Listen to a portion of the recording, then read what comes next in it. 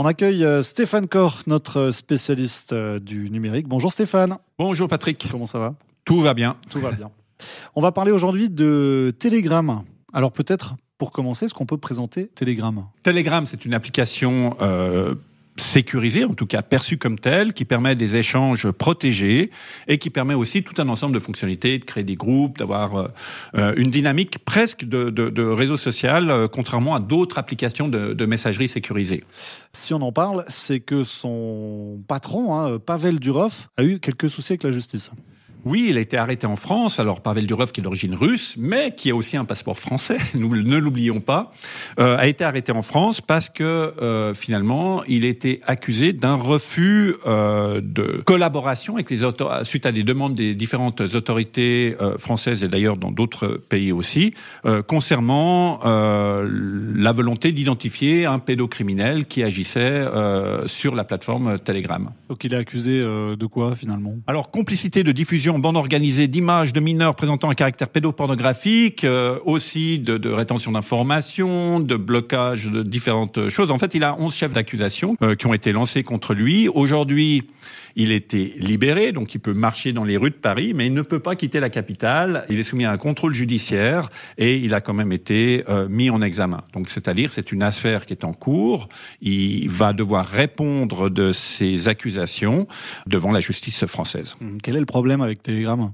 Alors Telegram, il y a un problème de modération, ça c'est évident. Il y a, selon les informations disponibles, il y aurait 12 modérateurs seulement pour une plateforme qui finalement est utilisée par 900 millions d'utilisateurs. Donc c'est quand même un peu, même si on utilisait des outils d'intelligence artificielle pour pouvoir le faire.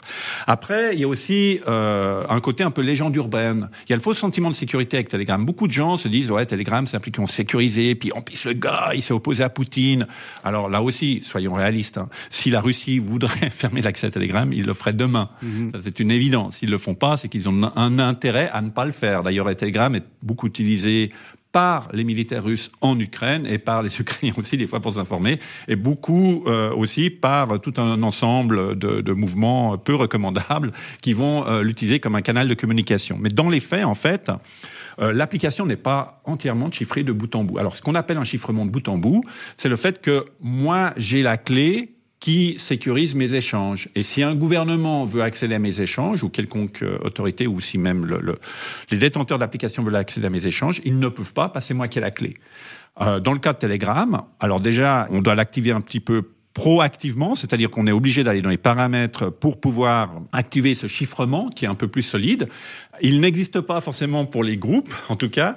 Et donc, toutes les reproches qu'on fait aujourd'hui aux propriétaires de Telegram sont basés sur des informations qui étaient disponibles en clair, qui étaient interceptables, donc qui n'étaient pas protégées par du chiffrement de bout en bout. Donc, c'est pas l'application qui a eu une faille, c'est que la sécurité qu'elle proposait n'était pas suffisante pour protéger ce type d'échange. Alors, en l'occurrence, par rapport à ce qui est reproché, on peut en être tout à fait content, mais attention, d'autres applications comme Signal, Trema par exemple, ont vraiment un chiffrement de bout en bout et ont vraiment à cœur de respecter le secret des échanges et leur confidentialité. Alors que, par exemple, Telegram exploite passablement ce qu'on appelle les métadonnées, qui parle à qui et quand, depuis où.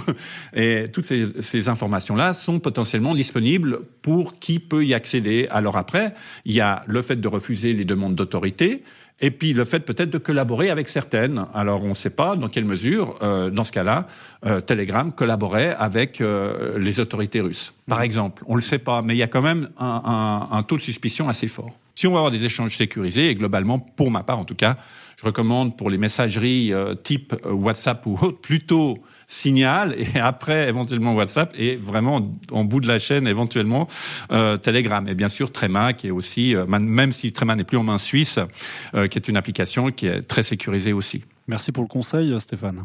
Merci. Bonne journée. Bonne journée.